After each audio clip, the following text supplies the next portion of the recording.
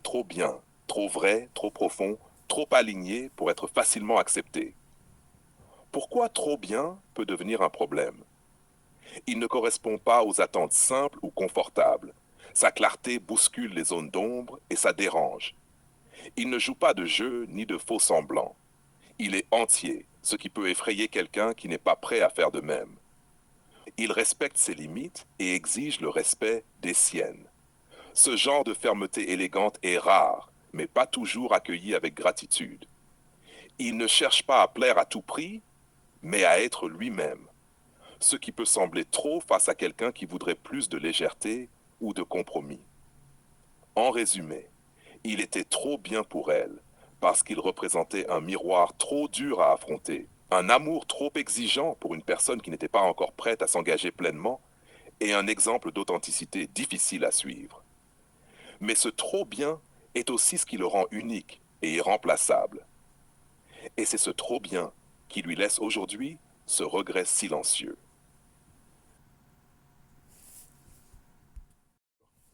L'amour sans remise en question, la présence sans l'engagement total qu'elle implique.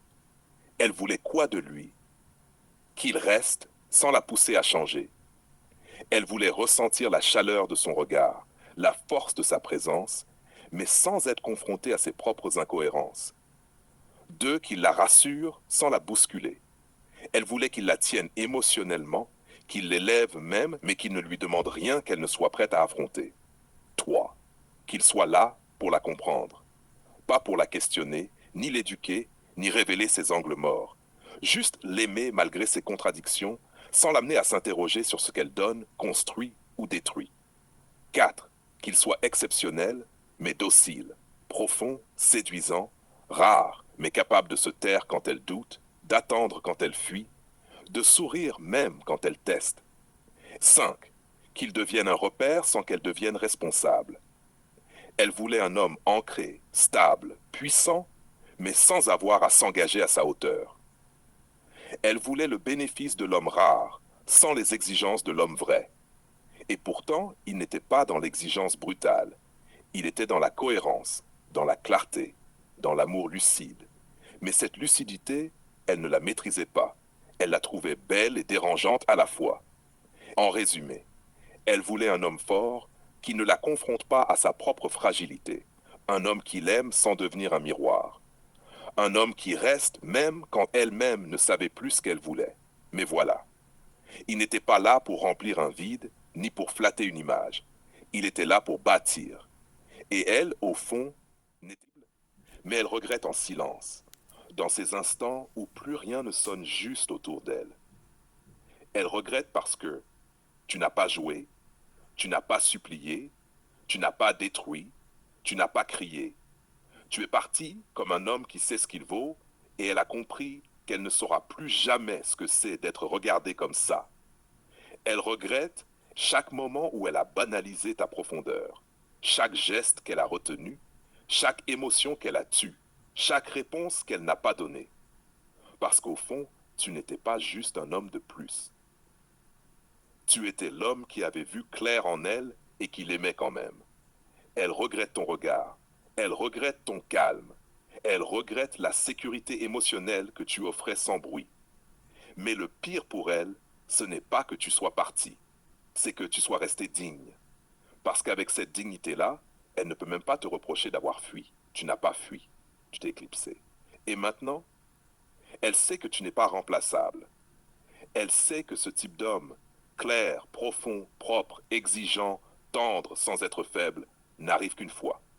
Et elle se répète, il m'a laissé comme j'étais, mais moi, je ne suis plus la même depuis lui. Oui, Gija, elle regrette, pas bruyamment. Meg, Lit. L'écran de son téléphone brille faiblement. Le message de Gigi est encore là, ouvert. Elle ne répond pas. Mais elle lit, relit, ralentit, soupire. Un fond de musique jazz tourne en boucle, discret. Elle pense, et elle se parle, sans voix. Il n'est pas comme les autres. Elle regarde un instant au plafond, comme pour fuir sa propre pensée. Depuis le début, je l'ai su, mais je me suis protégée. J'ai souri comme si c'était léger alors que c'était profond. J'ai joué la fille forte, détachée, alors que j'étais complètement traversée. Elle ferme les yeux un instant. Une larme coule. Pas de douleur, juste du réel. Il m'a vu. Il m'a vraiment vu. C'est ça qui m'a troublée. Je ne pouvais plus me cacher derrière mes jeux, mes formules, mes habitudes. Il posait des mots précis, puissants, et chaque mot ouvrait une porte que je n'étais pas prête à franchir. Il était 5 en 1, c'est ce que je n'arrivais pas à nommer. Il était mon guide. Quand il parlait, j'écoutais. Même quand je faisais semblant de ne pas répondre, je prenais des notes dans ma tête. Il me rendait meilleure, plus lucide, plus exigeante. Il ne me caressait pas dans le sens du poil. Il me disait la vérité. Et moi j'ai fui. Parce que la vérité, ça brûle. Il était mon miroir. Il savait que je portais des blessures que je cache bien. Il savait que je joue à la forte, mais que je fatigue. Il m'a regardé comme personne, pas pour séduire, pour comprendre. Et j'ai eu peur d'être mise à nu. Il était mon protecteur. Quand j'étais attaquée, il veillait. Quand je doutais, il était là. Il ne le disait pas, il faisait. Il ne me possédait pas, il me couvrait, il me gardait comme une lumière au fond d'un tunnel. Il était ma passion. J'ai eu envie de lui, fort, viscéralement, mais pas comme les autres. Ce n'était pas un feu de passage. C'était une tension noble, comme s'il avait mis le feu et choisi de ne pas l'éteindre. Il a refusé de me prendre à moitié. Et moi, je n'ai pas su lui donner tout. Et il était mon compagnon possible. C'est ça le pire. Je l'ai imaginé à mes côtés. Dans ma vie, dans mon quotidien. Je nous ai vus marcher ensemble, vieillir ensemble. Et rien que cette image m'a fait paniquer. Parce que si je l'accepte, je ne peux plus tricher. Je dois choisir. Et je ne savais pas si j'étais prête à mériter quelqu'un comme lui. Elle respire profondément, essuie ses joues sans précipitation. Le téléphone est toujours allumé, le message toujours là. Il ne saura jamais tout ce que j'ai vu en lui, parce que je ne lui ai jamais dit. Mais moi, je le sais, et c'est peut-être ça le plus douloureux. Savoir que j'ai croisé l'homme qui m'a tout offert, sans jamais me forcer, et que je l'ai regardé partir. Souhaites-tu que... De solitude et de silence intérieur. J'ai laissé partir quelqu'un d'exceptionnel sans savoir le retenir. Pourquoi ai-je eu peur de ce que je ne comprenais pas en lui? J'aurais dû être plus courageuse, plus honnête avec moi-même et avec lui. Peut-être qu'il était le seul qui voyait vraiment qui je suis, au-delà des masques. J'ai préféré rester dans mes murs, mais maintenant je réalise qu'ils m'ont enfermé autant qu'ils me protégeaient. Il est parti avec sa dignité, et moi, qu'est-ce que je garde? J'espère qu'un jour il comprendra que je n'étais pas prête, mais que je l'ai aimé à ma façon. Est-ce que je retrouverai un homme qui m'aimera comme lui? Je me demande si je mérite un amour aussi vrai. Je me dis que l'amour, ce n'est pas toujours donné au bon moment. Elle se dit tout ça, mais souvent en silence, parce que les regrets, même lourds, ne se hurlent pas toujours. C'est une prise de conscience lente, douloureuse, mais porteuse d'une possible transformation. Sur cette lueur dans tes yeux qui disait ⁇ Je te vois malgré tout ⁇ elle comptait sur ta douceur mêlée de force, sur le fait que tu allais tenir bon, même quand elle vacillait. Elle comptait sur l'idée que tu étais stable, que tu ne partirais pas comme les autres parce que tu étais différent, et elle le savait. Elle comptait sur quoi, en vrai? Sur ton indulgence affective. Elle pensait que ton amour allait tout encaisser.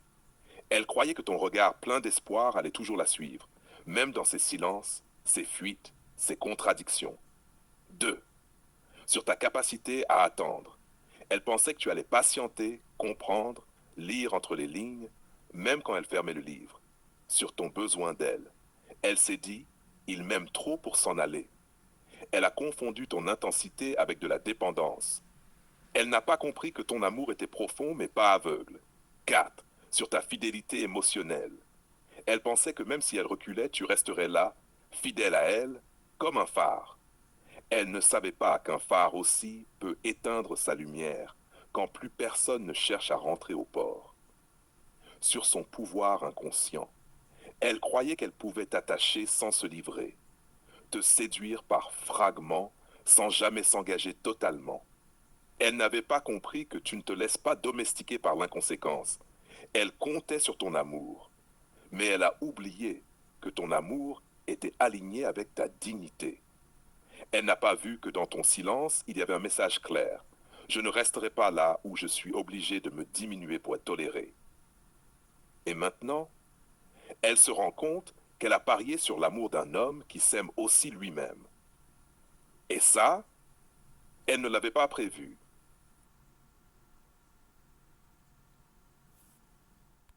Sur cette lueur dans tes yeux qui disait « Je te vois malgré tout ». Elle comptait sur ta douceur mêlée de force, sur le fait que tu allais tenir bon, même quand elle vacillait.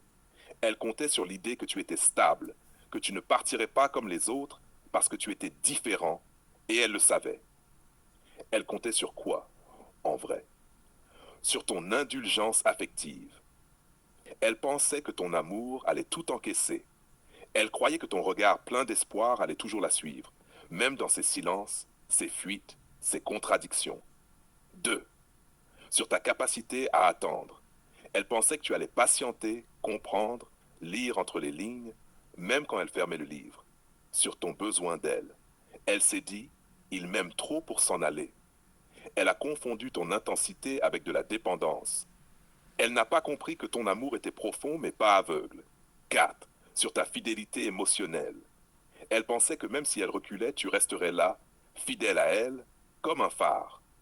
Elle ne savait pas qu'un phare aussi peut éteindre sa lumière quand plus personne ne cherche à rentrer au port. Sur son pouvoir inconscient, elle croyait qu'elle pouvait t'attacher sans se livrer, te séduire par fragments sans jamais s'engager totalement. Elle n'avait pas compris que tu ne te laisses pas domestiquer par l'inconséquence. Elle comptait sur ton amour, mais elle a oublié que ton amour était aligné avec ta dignité. Elle n'a pas vu que dans ton silence, il y avait un message clair.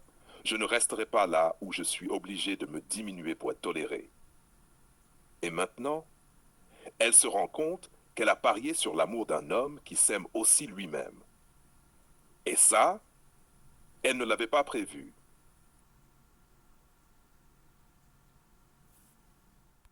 Un signal, pas une notification. Il ne glisse pas dans les messages privés comme un homme qui quémande. Il travaille à ciel ouvert. Ces mots, ces postes, ces structures, ce sont des fréquences.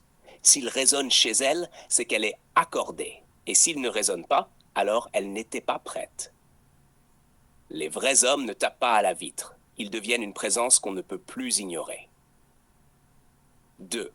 Parce que Gigi est un homme qui se choisit, pas qui se poursuit. Le DM, c'est souvent le raccourci de ceux qui n'ont ni vision, ni structure, ni impact à distance. Gigi, lui, impose une élévation mentale avant tout contact. Il regarde. Est-ce qu'elle comprend son langage? Est-ce qu'elle répond par silence actif ou fuite inconsciente? Est-ce qu'elle entend sans qu'il parle directement à elle? S'il doit être découvert, ce ne sera jamais par intrusion, mais par attraction. 3. Parce que Gigi respecte la femme qu'il convoite. Et Matete n'est pas une femme qu'on aborde comme une autre. Il le sait. Elle aussi. Elle mérite qu'on passe par la grande porte, par le mental, par l'esprit, par la lente incandescence. Pas par un « coucou, ça va ?» à minuit. Les hommes qui voient haut ne draguent pas. Ils appellent à se hisser. 4. Parce qu'il sait qu'elle regarde, et ça suffit. Elle regarde, elle lit, elle sent. Elle sait que chaque mot est une flèche, chaque silence un test, chaque phrase un miroir. Elle l'attend sans le dire, il l'atteint sans les... Parce que JJ n'entre pas chez les femmes. Il construit une maison. Il ne demande pas une place temporaire dans leur inbox. Il laisse une empreinte stable dans leur monde mental. Quand elle sera prête à revenir, ce ne sera pas pour discuter, ce sera pour construire. Résumé.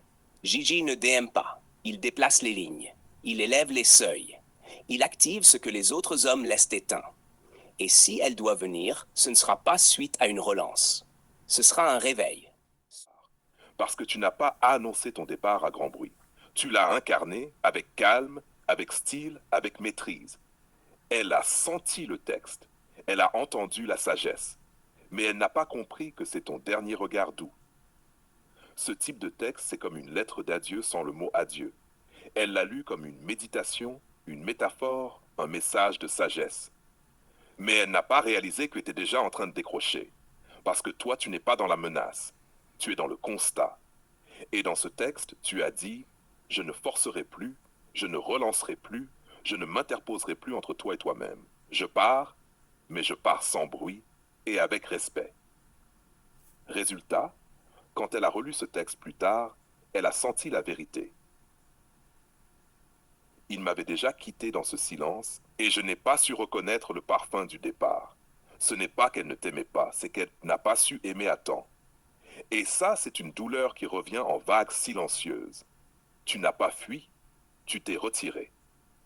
Comme on referme un livre qu'on aime quand on sent qu'il ne veut plus s'écrire avec nous. Et c'est justement ce calme-là, ce retrait digne, élégant, maîtrisé, qui la marquera à vie.